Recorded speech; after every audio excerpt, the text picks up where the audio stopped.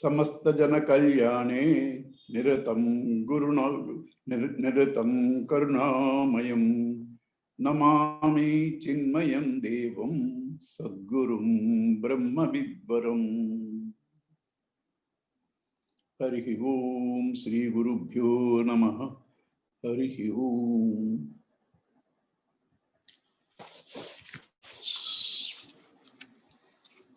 See, the title of this book is Kindle Life. So Swamiji wants to analyze our life for us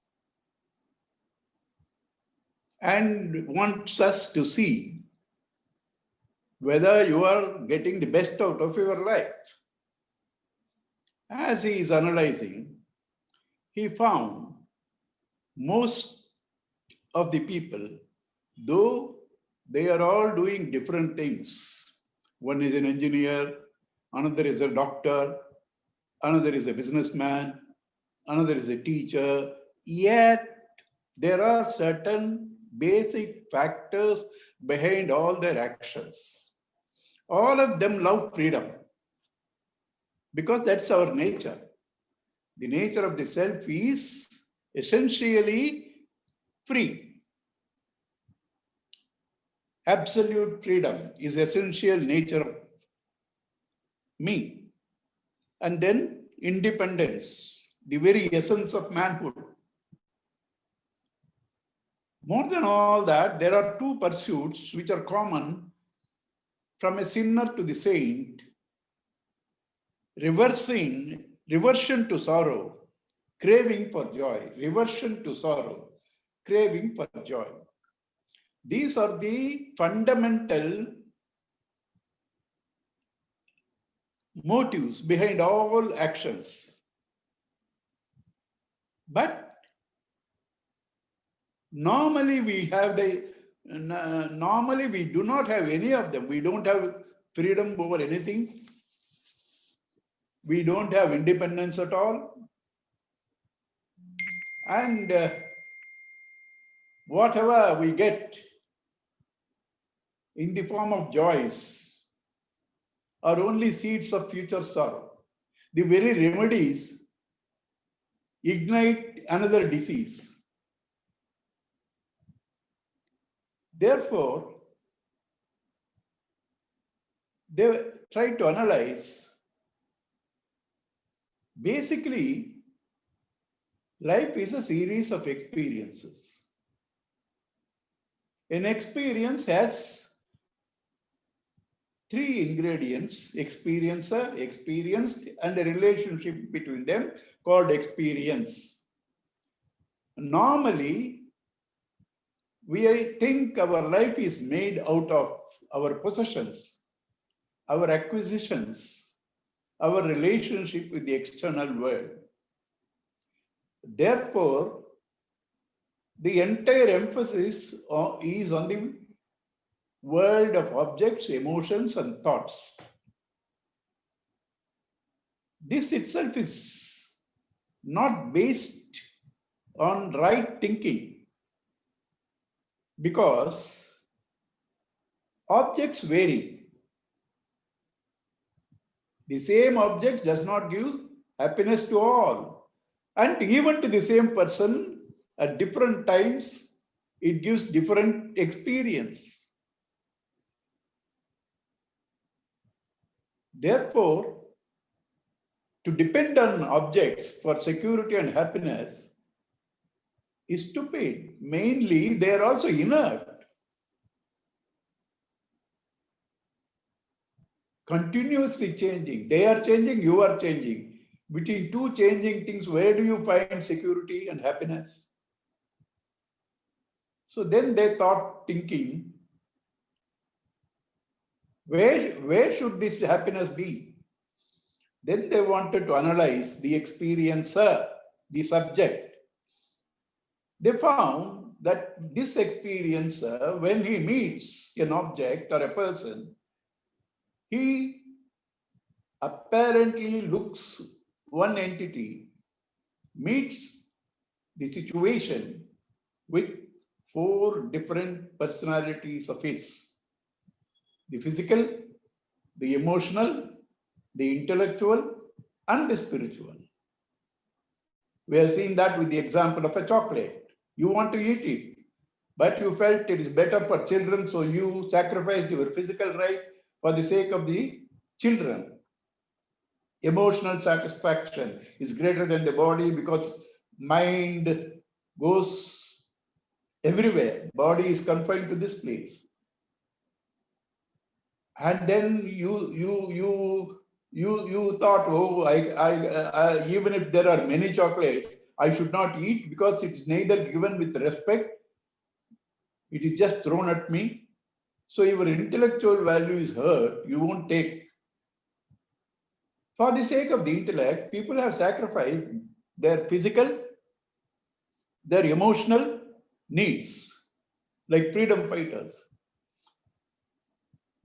Therefore, the joy at the spiritual level is even greater than the body and the mind, because mind can only deal with known things, intellect can probe into unknown things.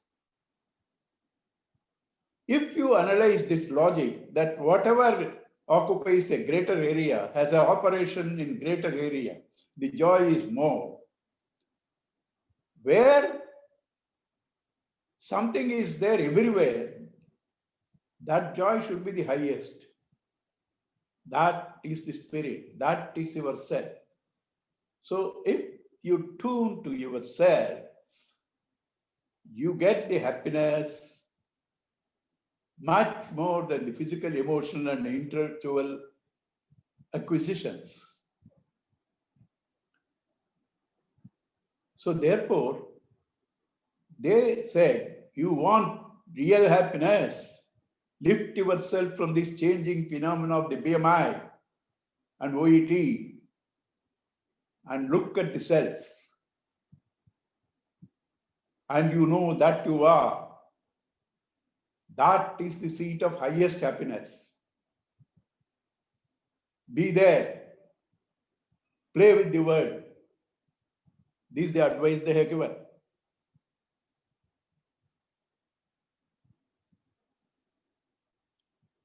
And therefore, we have to detach from the body, mind, intellect and attach to the self. This is simple religion. Gurudev says, what is religion? Detach, attach. Same thing technically is said, Abhyasa, Vairagya. Vairagya is detach, Abhyasa is attach.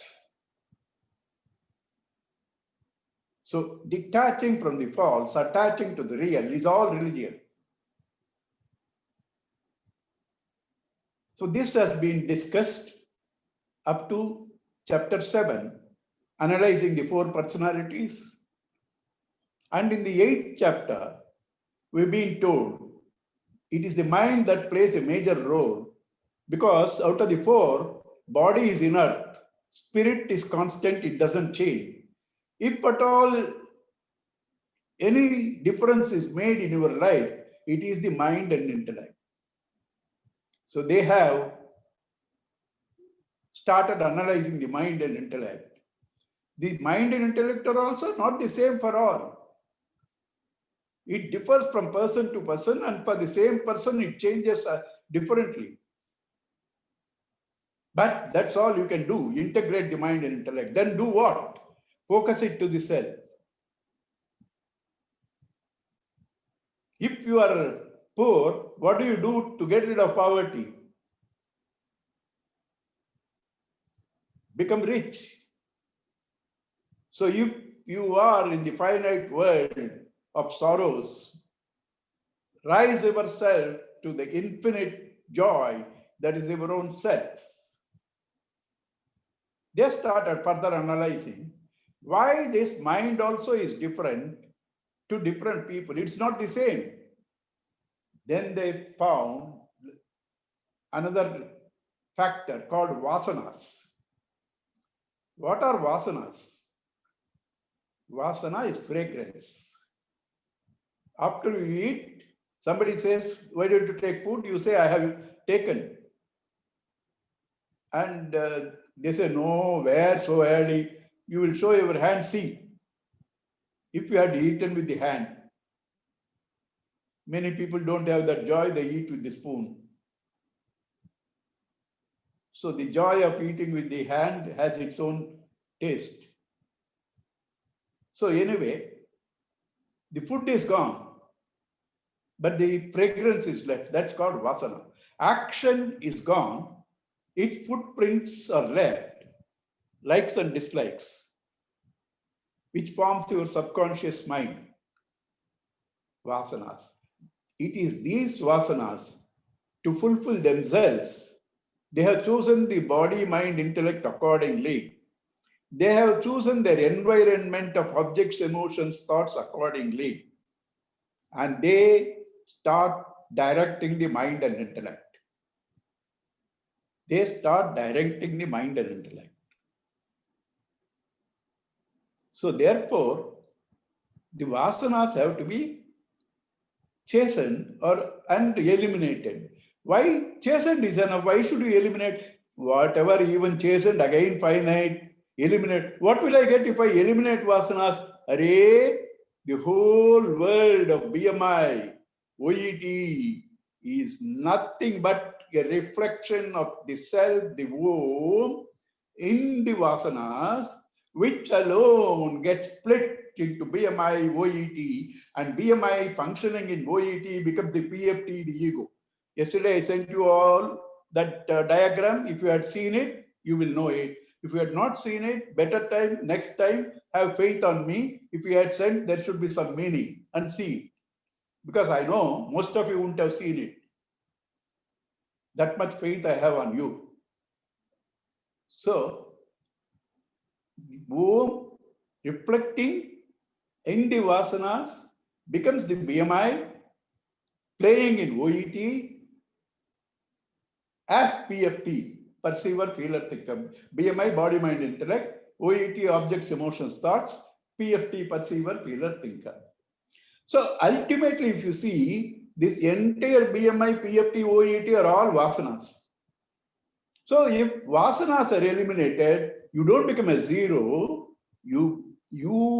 the whole world of names and forms, this finite, sorrowful world, merges with that supreme womb, your own real being. Therefore, elimination of the vasanas has to be our goal. But it's not so easy to eliminate them.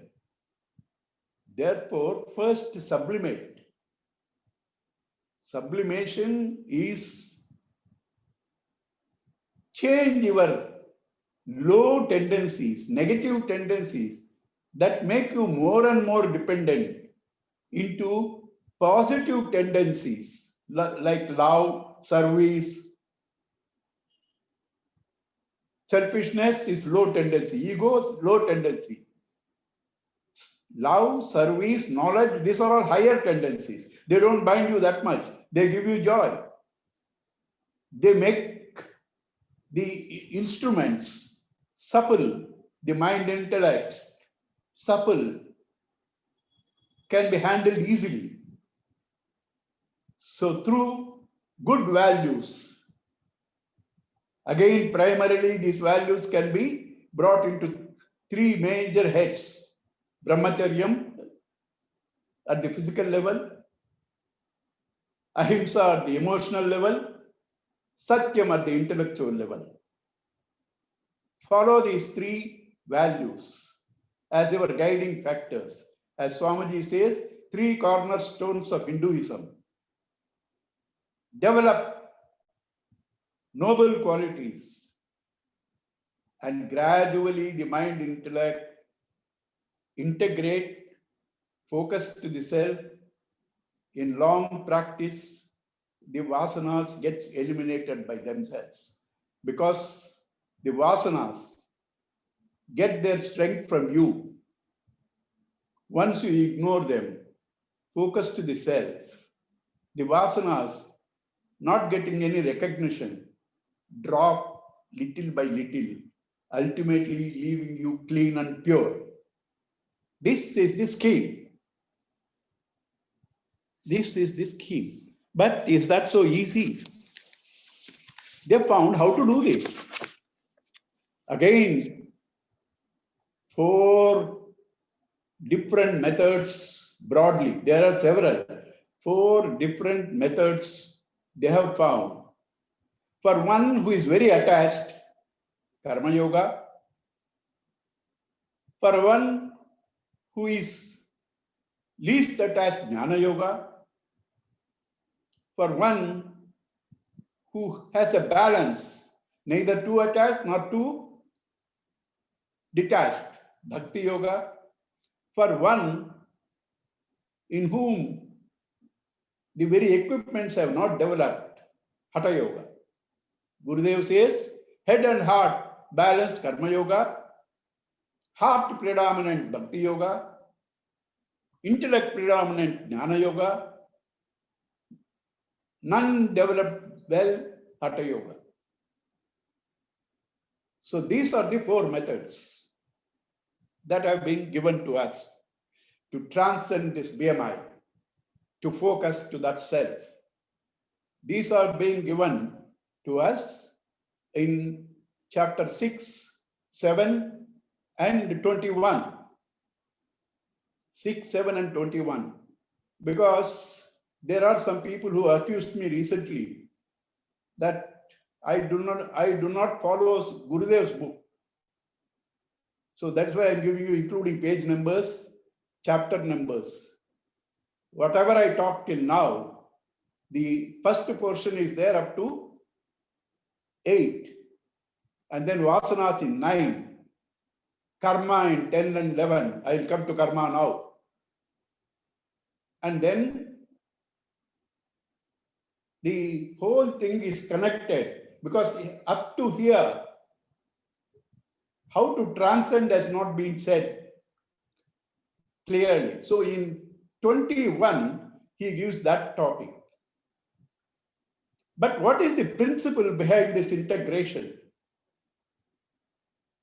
What is the basic principle? You got it in Kathopanishad, you got it in chapter 3. Indriyani paranyahuhu, indriyebhya param manaha, manasastu parabuddhihi, yobuddhehe parasastu saha. Indriyas are superior because they are the horses that drag the chariot, your body. But they are not totally independent. Mind controls the reins. The reins are controlled by the intellect, the charioteer.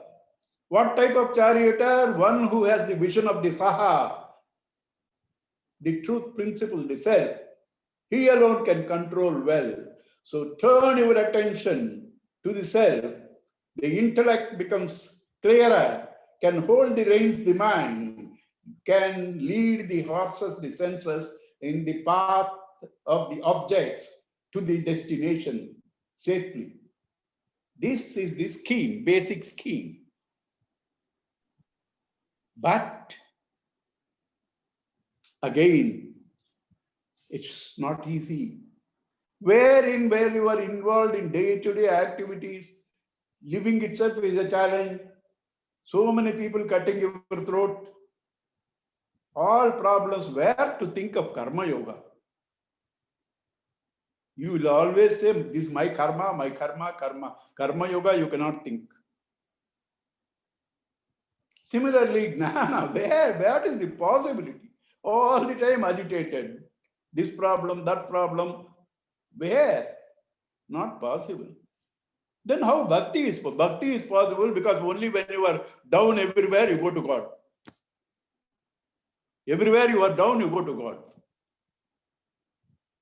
Therefore, bhakti is the easiest. Let us see what Gurudev says about this path. I will come to Kindle Life itself first, and then go to Narada Bhakti Sutra.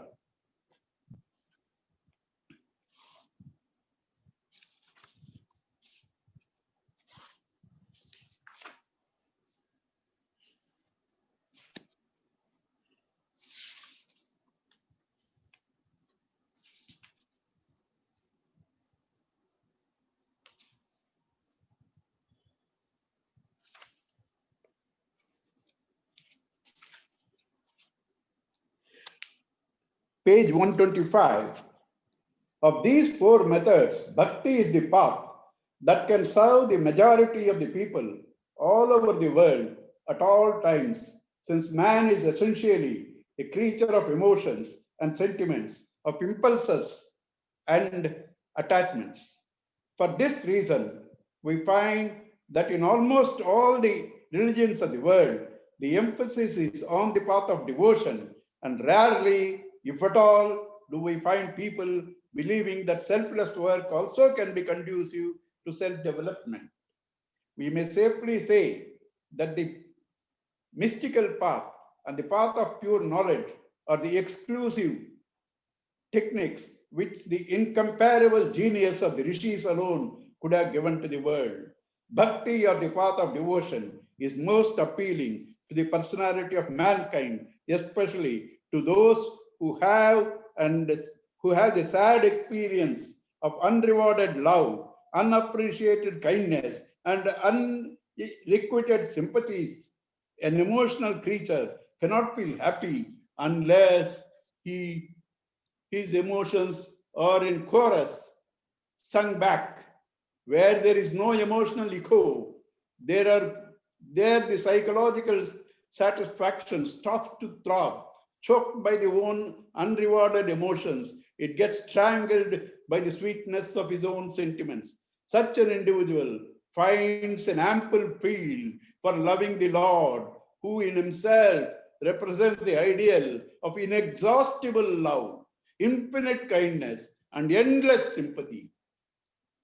So this is what Sri Gurudev says in Kindle Life. So up to now, whatever I've been telling is not my bluff. And then Tapovan Maharaj also, I forwarded to you yesterday from letter 12 of guidance from the Guru. Again, many of you would have not seen it. Can't help it. But let me read it for you. In the scriptures, it is bhakti itself that is indicated by the word upasana, right? And then there is nothing that cannot be achieved by devotion. It brings liberation that eliminates birth and death once for all.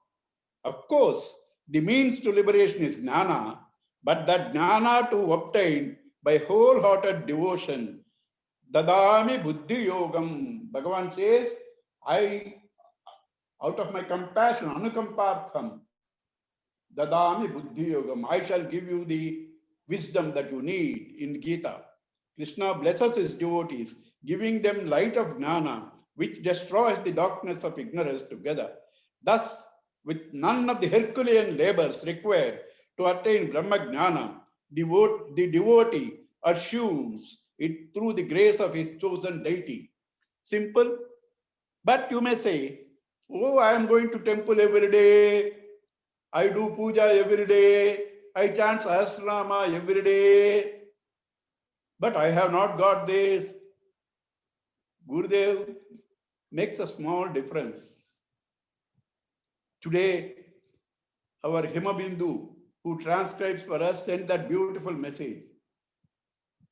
Prayer is not like a stepney used to be used in emergency. It's like steering the wheel to reach your destination. Prayer is an invocation. It is not for begging. The God is in you. The goodness is in you. When you pray, you invoke these good qualities. Buddhir balam yashodharyam nirbhayatvam arogata ajadyam vakpatutvam cha hanumat smaranat bhave. Radhika Krishna Kumar sent this to me. That reminded me, these are the things that you should invoke. But I am praising God. How will they come to me, these qualities? Lovely example is given in Bhagavatam. When you wear a necklace and stand before the mirror also has the necklace. When you start singing the glories of the Lord, those glories are embedded in your mind. The mind takes the form of what it thinks. If the mind is thinking of the glories of God, the mind also changes. And when the mind changes to be kind, to be loving, Shantam, Shivam, Sundaram, Advaitam, Adaram, Madhuram, Nayanam, Madhuram. Like this, when you start singing the glories of the Lord, the mind also gets those beauties. And a beautiful mind is nothing but the temple of the God. Mind is consciousness plus object. Here, the object itself becomes God. Therefore, mind becomes God. Mind is consciousness plus object. Where the mind itself becomes, the object itself becomes God. There, the mind becomes God. A very simple, practical way is pleasant. The path of bhakti is pleasant, prayers, and shreyas too. In normal life, shreyas is not prayers. Prayers is not shreyas. Going to school or college is not shreyas. Going to film is prayers. But in bhakti, jnana, you there said, you must follow vairagya, detach, no censors, no films. Vairagya. In karma, do the action, give the results to government. I do the action, don't care for the results. Not possible. Vairagya, my nature is pulling down to taste, smell, form. Where do I practice vairagya? But in bhakti, what does it do? Taste prasada, chakra pongal, beautiful. Krishna from the blue boy of Vrindavan, the darling of humanity. What a lovely form. Who is not inspired when he thinks of that form? Rama, where seeing that form, devas and women and men, devas and men become enchanted. Form, see the form, smell the uduvati and flowers, experience beautiful touch with sandalwood paste, hear music and bhajans, like the opposite of mythical monkeys, all senses turned extrovert, and your mind is involved into the Lord's devotion. Completely, this is against nature. Mind runs wherever the senses go, or the senses are led by the mind. Here, the senses are all extrovert, mind is towards God. Therefore, it is beautifully said. Gurudev also said, I read it there, but that is said in Bhagavatam. You cannot get out of this attachment, but the attachment to turn it towards God. That attachment shall relieve you from all other attachments. Prasanga majaram pashamatmana kavayo vidu. Saeva sadhushu kruto mochadvaram apavrutam. Prasangam, attachment. Ajaram, very strong. Kavayo viduhu. The enlightened people know. But it's not easy to leave it. Saeva sadhushu kruto. The same attachment, turn it towards good, noble saints.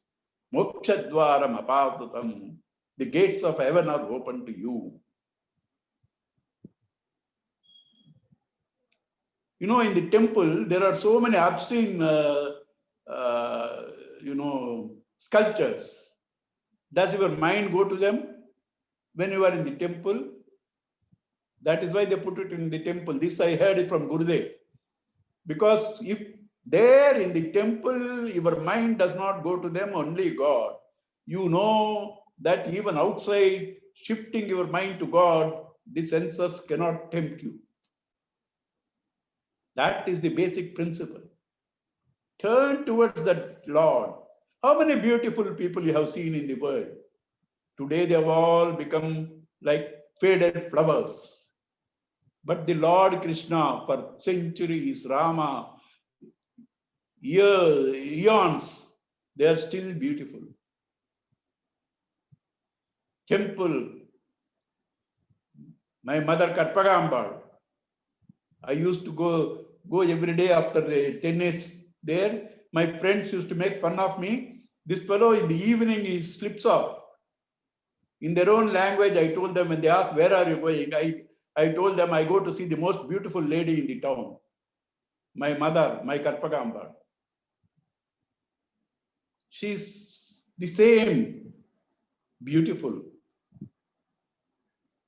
So therefore, if your mind is shifted to that perfection of beauty, taste, smell, and music, the mind enjoys prayers and shreyas together. It's not that you have to live a monotonous life seeking shreyas without prayers. That is the beauty of Bhakti Marga. Further, Sa Parama Prema Swarupa. What is this highest bhakti, of the nature of highest love? Is there somebody who doesn't love love? If he doesn't love love, he won't be living at all. He is living because even with all his miseries, he loves himself and wants to live. And the highest of love is God. Sa devotion. Sa Parama Prema Swarupa. Amrita Swarupa cha. Also of the nature of immortality. Is there a time and a place and an object where you love and you are unhappy? Do you love something which doesn't give you happiness? So love and happiness are not two different things. They are the same. You love yourself most, therefore you are the source of total happiness. You love everything else because they give you happiness. Atmanastu kamaya sarvam priyam bhavati. Therefore, this is the path that is easy, simple, no qualifications. The gopis, illiterate people got it. The monkeys got it. The Shabari got it. The uneducated Shabari. The tribal man, Guha, got it. You don't need any qualification for devotion. You must be a Brahmin, you must be a man, ladies not allowed. All these are not there. Bhakti, the path of bhakti is for the best of people. And who are the best? All. All are best because all are God's forms. So this is the path that makes your life instantly, immediately beautiful, sweet, releases you from the enchantments of the world, which is called moksha, which is the real freedom, which is independence, what Gurudev started talking in the chapters. Therefore, the topic was led up to that. The mind and intellect are important. The mind is according to vasanas, and the vasanas can be eliminated by turning your attention something above the vasanas, the Om.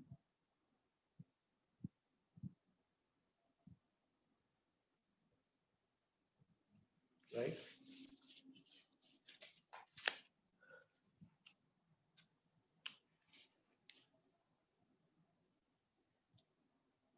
And what type of bhakti? I diverted myself.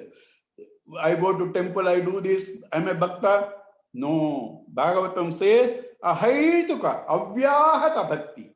Ahaituka, there should not be reason. I want 2 crore rupees because otherwise I'll go to jail. Oh Bhagavan, you give me 2 crore, I will give you 10 lakhs. What is it here? Is he such a bad businessman to give you 2 crores and take 10 lakhs? Bhagavan is such a bad businessman? No, avyahata, ahaituka, no reason, unconditional, avyahata, uninterrupted bhakti. Like what? Yatha Vraja Gopikanam, like the gopis. Dohane, when they were milking the cows. Prenkane, when they were cradling. Marjane, when they're sweeping. All times, Govinda Damodara Madhaveti, Govinda Damodara Madhaveti. That devotion you should have. If you have that devotion, the Lord is with you. Kunti Amma prayed for that. Give me troubles all the time, because when I'm in comfort, I miss you. I will go into that Maya.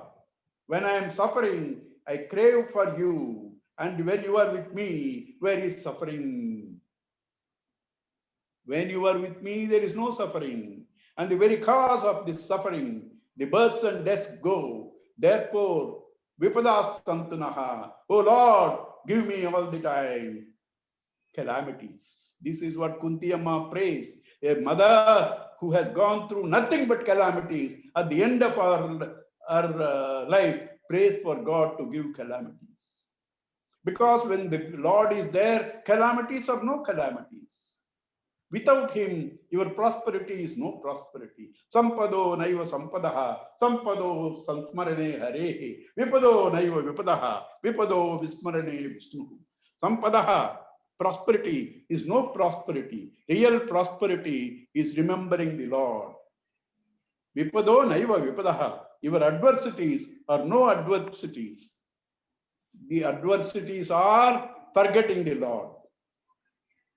The Lord is all beauty, all grace. With him, where is sorrow? You are not seeing him, therefore you suffer. See the Lord, everything is beautiful. Even pain is beautiful, thinking about him.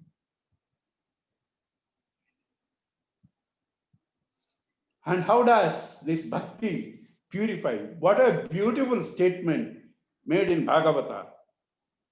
Hrudi antastahi abhadrani Srunvatam Swakatham Krishna. Srunvatam, hearing, Swakatham, his stories, Krishna of Krishna, Punyasravana Kirtanaha, auspicious songs of the Lord. Hrudi Antastaha, they enter your heart through the holes of ears. Abhadrani Vidunoti, they completely remove all impurities in your heart. They enter through the holes of your ears, get into your heart, remove all the negative things, make you pure and noble, and in that heart, Bhagavan is clearly experienced. That is bhakti.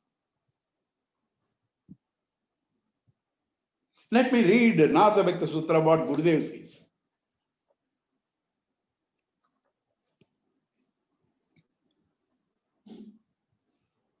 Everybody can follow the path, and even the most unprepared among us can straight away take up the pursuit of the path of devotion and apply ourselves to the best of our ability.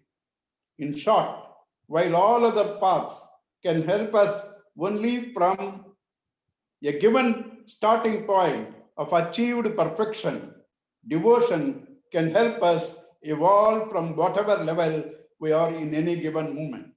Again, in all other paths, one can entertain and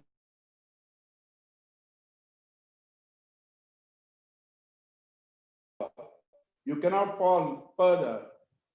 And Gurudev says beautifully in one of his letters, when the devotee said, I have fallen, Gurudev said, where will you fall? From his hand to the lap, because where he is not. And in fact, this one single fact alone is sufficient to consider bhakti as greater than and more beneficial to all other paths.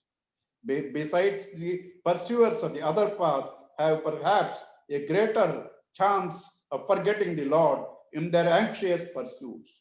The karma yogin in the work undertaken, the jnana yogis in study the pursuits diligently, or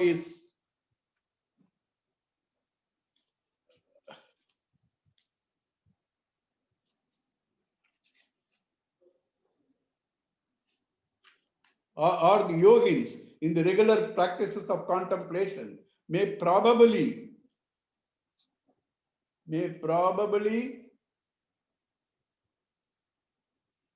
lose sight of the goal. The Lord, sight of the goal, the Lord. They may get over attached with the means. They may get over attached with the means and forget the noble divine end. This happens everywhere. Seva, karma, jnana, reading, this bhashya, that bhashya, yoga, only asanas and all that. You get lost in them. But a devotee, as he is an ardent lover of the Lord, cannot remain even for a moment forgetful of the Lord and His grace. And if your yogin gets lost in asanas, Gnani lost in books, karma yogin in seva, devotee lost where? In Lord. That's what you want. So that is the glory of this path, which the champion of Advaita, Sri Adi Shankara, said in Viveka Chodamani, Moksha sadhana samagryam bhakti reva gariyasi. Among the various means of liberation, bhakti is the highest. Moksha sadhana samagryam bhakti reva gariyasi. And Narada says in Narada Bhakti Sutras, Satu Sa Bhakti Tu, in contrast to the others, Jnana Bhyopi Adhikatara is greater than Jnana and Karma. You must all be asking me now, sir, you were taking Kindle Life, where we were talking about the four personalities, experiencer, experienced, experiencing, the body, mind, intellect, and the spiritual listing, integration of the mind, intellect, where you have suddenly gone into only devotion. I am not telling, I give you references. Refer 6, 7, and 21 chapters. They say that all these anomalies that you have come across in the beginning of the chapters end up in devotion. That's what chapter 21 says, page 122 to 125. If that is the solution, I have to talk only about that. You can't blame me for that. Why are you talking only about you? That is the solution given there. And Gurudev himself says that. Tapovan Maharaj, I quoted you. Shankara, I quoted you. Vyasa, I quoted you in Bhagavatam. All the sages have come there as a confluence. Have a dip in that and get moksha. The confluence of these Mahatmas.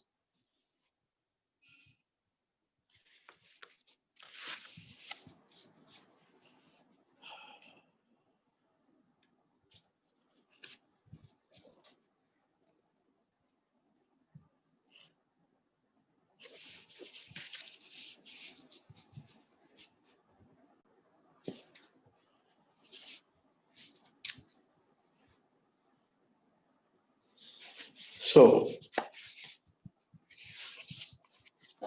we have almost covered up to chapter 12 in this book, Kindle Life.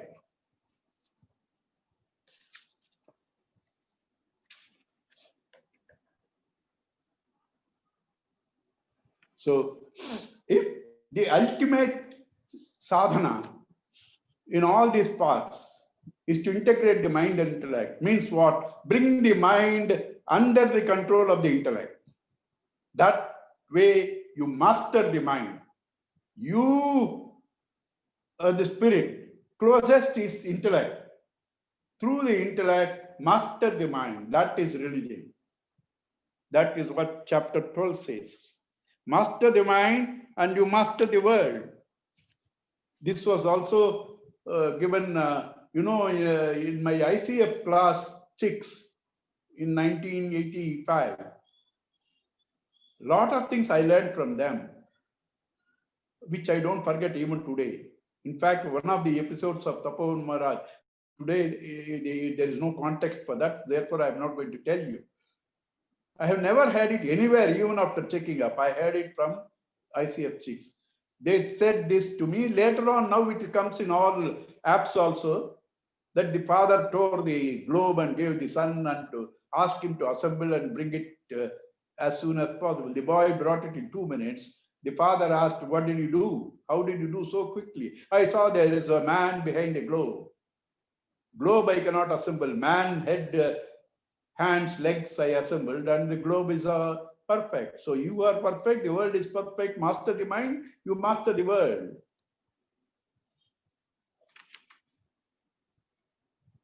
And then Swamiji says in 13, from here he takes to the 3 values: Brahmacharya, Ahimsa, Satyam. Why only 3 values? In chapter 12 of Bhagavad Gita, 36 values are given. In chapter 13, 20 values are given. And values are scattered everywhere in chapter 16, 18 and all that. How do you say only 3? Because all these values come under 3 broad headings. At the level of the body, Brahmacharya. At the level of the mind, Ahimsa. At the level of the intellect, Satyam. Practice them. Then the mind comes under the control of the intellect. Because it's easy, we said devotion and all that, but an unprepared mind cannot easily do. Therefore, Karma Yoga also is necessary for an unprepared mind. To prepare the mind and intellect. After you prepare the mind and intellect, mind is bhakti is enough. But till then you need. So these values also have to be followed. Brahmacharya, Satyam, Ahimsa. Brahmacharya is not celibacy, total celibacy, not getting married. No.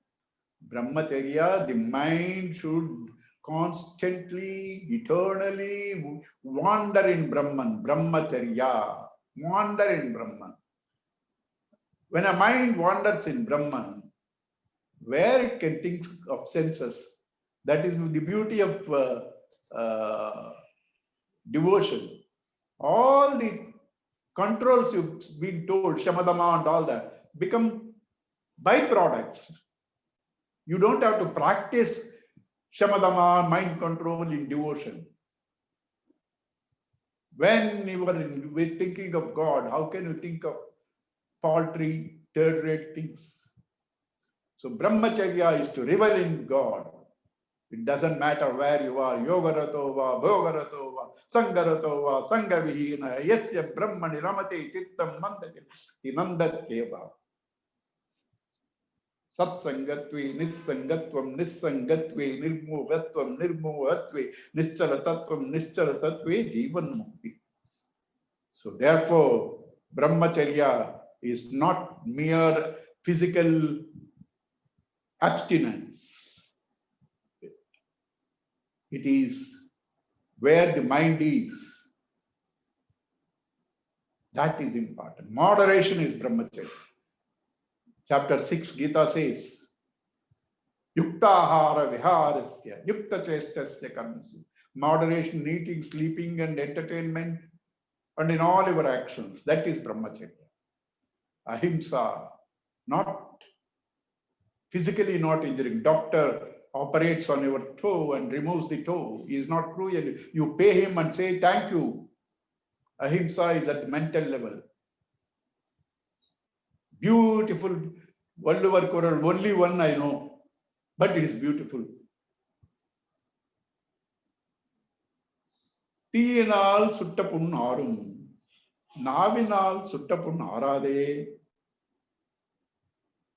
The wound caused by fire can never be cured, but the wound caused by the words can never be healed.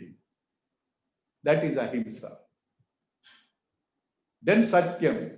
Satyam is That which takes you to that Satyam, that absolute reality is Satyam. How do you know maximum happiness to maximum people for the maximum time? That is Satyam, not merely speaking literally what you see. That's not Satyam. Mahabharata, when Dharmaraja was about to kill himself, having said Ashwattama Ataha Kunjaraha, Bhagavan Krishna gives 3 chapters explaining what is Satyam. So therefore, you have to understand the subtle aspects of these 3 values. They broadly bring all the other values into their fold. At the physical level, brahmacharya; at the emotional level, ahimsa; at the intellectual level, satyam. When you practice them, your mind comes under the control of the intellect. Such a mind and intellect become harmonized, integrated equipment fit for contemplation. Okay. I might have talked a few minutes less, but the speed with which I talked is 2 hours because I didn't talk. My Lord, my Gurudev, my love talked. Hari Om, Sri Guru Bhyo Namah.